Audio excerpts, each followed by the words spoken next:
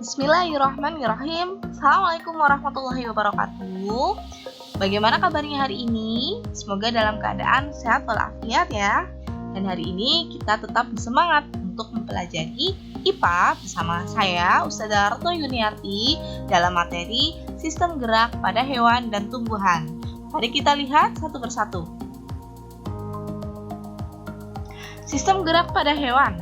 Nah, kita ketahui bahwa hewan mampu bergerak. Nah, kecepatan gerak jenis hewan juga berbeda-beda.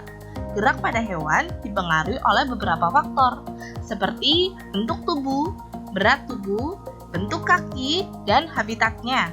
Oleh karena itu, kecepatan hewan juga berbeda-beda. Berdasarkan habitatnya, hewan dibagi menjadi 3, yaitu hewan dalam air, hewan dalam udara, dan gerak hewan di dalam darat. Nah, kita tahu ya, gerakan hewan di dalam air berbeda dengan gerakan hewan di udara. Serta hewan ada di darat juga mempunyai bentuk kaki yang berbeda-beda.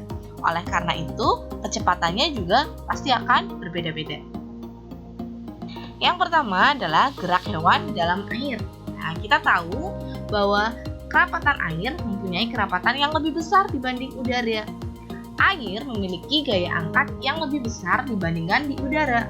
Namun, hewan yang hidup di air seperti ikan memiliki massa jenis yang lebih kecil dibandingkan dengan lingkungannya. Oleh karena itu, ikan dapat melayang di dalam air dengan mengeluarkan sedikit energi. Nah, ciri-ciri bentuk tubuh hewan yang ada di dalam air adalah yang pertama, bentuk tubuh yang hidrodinamis atau streamline untuk mengurangi hambatan ketika bergerak dalam air. Yang kedua, memiliki ekor dan sirip yang lebar untuk mendorong tubuh ikan dalam air. Yang ketiga, memiliki sirip tambahan untuk mencegah gerakan yang tidak diinginkan. Dan yang keempat, memiliki gelembung renang yang dapat mengeluarkan gas dan berfungsi untuk mengatur gerakan vertikal naik dan turun. Serta yang kelima, memiliki susunan otot dan tulang belakang yang fleksibel untuk menggerakkan ekor ikan di dalam air. Ikan juga mempunyai organ khusus bernama gurat sisi atau linea lateralis. Gurat sisi ini berguna untuk mendeteksi perubahan arus dan tekanan arus di sekitar ikan. Yang kedua adalah gerak hewan di udara. Beberapa jenis hewan, misalnya burung, dapat terbang di udara dengan cara yang unik.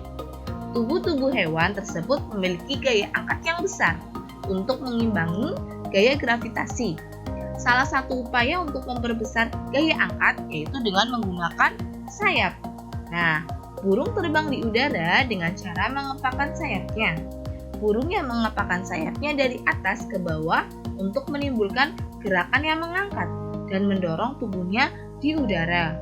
Prinsip cara terbang ini diterapkan pada pesawat terbang, khususnya pesawat terbang bersayap berbentuk airfoil. Nah, kita bisa lihat ya, sayap burung untuk susunan kerangka yang ringan, tulang dada yang kuat, dan otot yang kuat. Yang selanjutnya adalah gerak hewan di darat. Gerak hewan di darat dengan berbagai cara. Ada yang melompat, ada yang berlari, ada yang merayap. Nah, hewan di darat memiliki otot dan tulang yang kuat.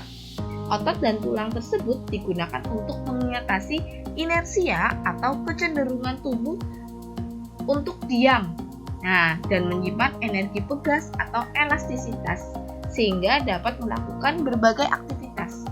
Kecepatan gerak hewan di darat berbeda-beda karena dipengaruhi oleh perbedaan struktur tulang dan otot yang dimiliki hewan.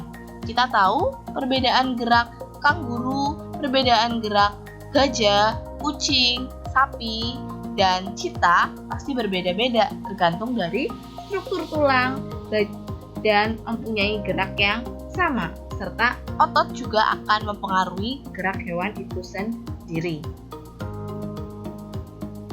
Nah, kita lanjutkan ada gerak pada tumbuhan. Nah, itu tumbuhan apa ya?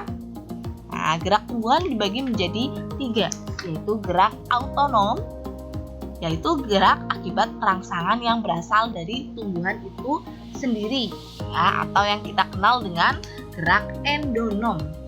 yaitu gerak akibat rangsangan dari tumbuhan itu sendiri. Contohnya ada di bawah ini. Ini ada tumbuhan Hydrilla verticillata. Ya, gerak tumbuhnya akar, batang, daun, dan bunga akibat respon dari pertumbuhan itu sendiri. Atau gerak melingkar dari Hydrilla arilan sitoplasma dalam sel daun. Gerak yang kedua adalah gerak aesionom, yaitu gerak yang dipengaruhi oleh rangsang dari luar tubuh tumbuhan. Nah, contohnya apa saja sih kalau gerak aesionom? Nanti kita bahas di slide berikutnya.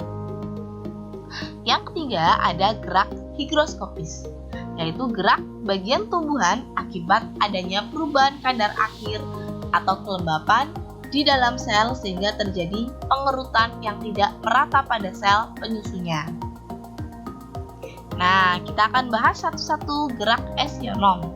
Yang pertama adalah gerak tropisme, yaitu gerak tumbuhan yang geraknya dipengaruhi oleh arah datangnya rangsang. Kedua adalah gerak nastik, yaitu gerak tumbuhan yang arah geraknya tidak dipengaruhi oleh arah datangnya rangsang. Dan yang terakhir adalah taksis, gerak berpindah tempat, baik salah satu bagian tumbuhan atau seluruh bagian tumbuhan. Jadi untuk tropisme dan nasti itu adalah gerak sebagian tumbuhan. Tapi jika taksis, dia bisa bergerak sebagian atau seluruh tubuh tumbuhan. Kita bahas satu-satu yang tropisme. Tropisme ada macam-macam. Yang pertama akan kita bahas adalah fototropisme. Dari namanya, foto yang berarti cahaya.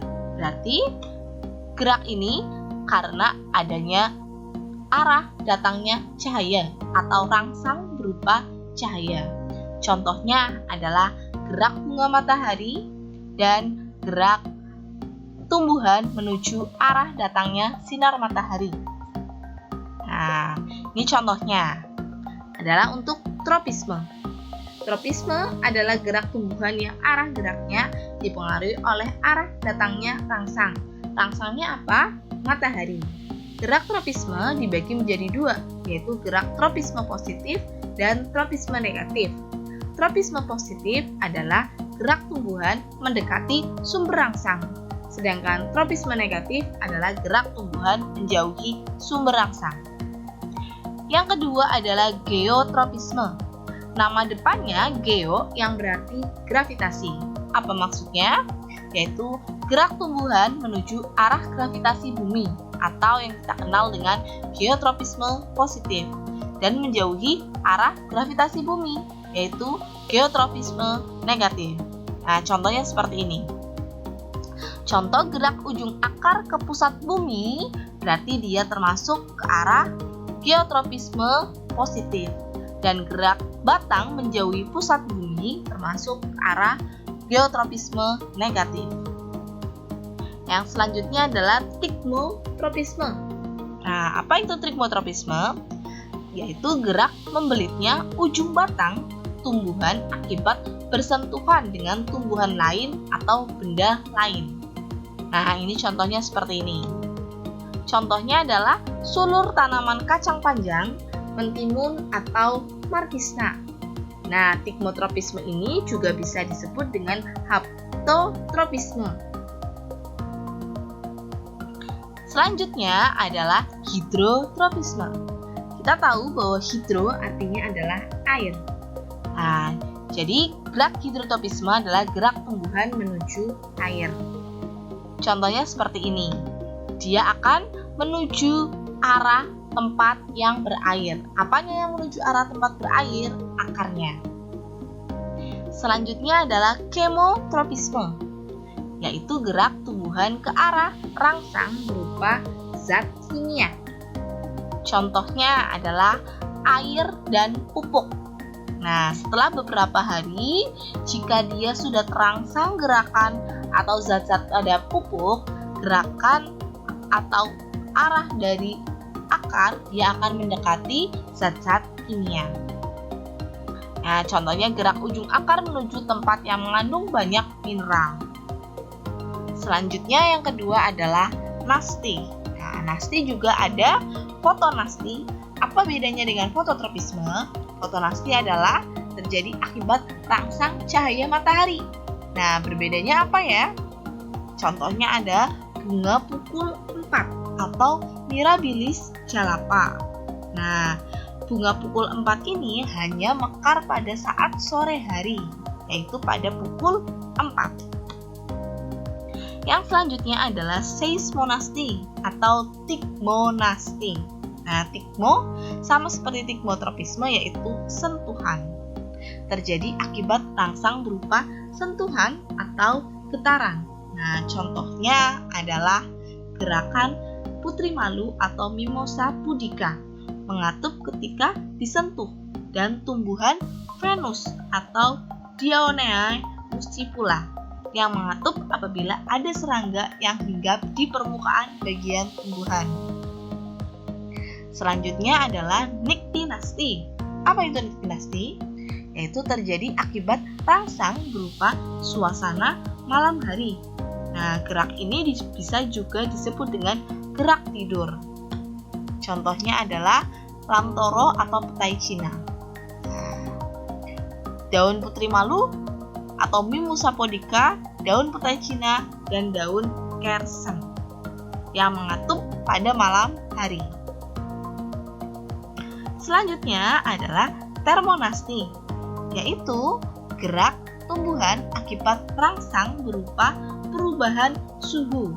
Contohnya adalah bunga tulip yang mekar apabila suhu lingkungan naik dan akan menguncup apabila suhu lingkungan turun. Yang selanjutnya adalah kemonasti.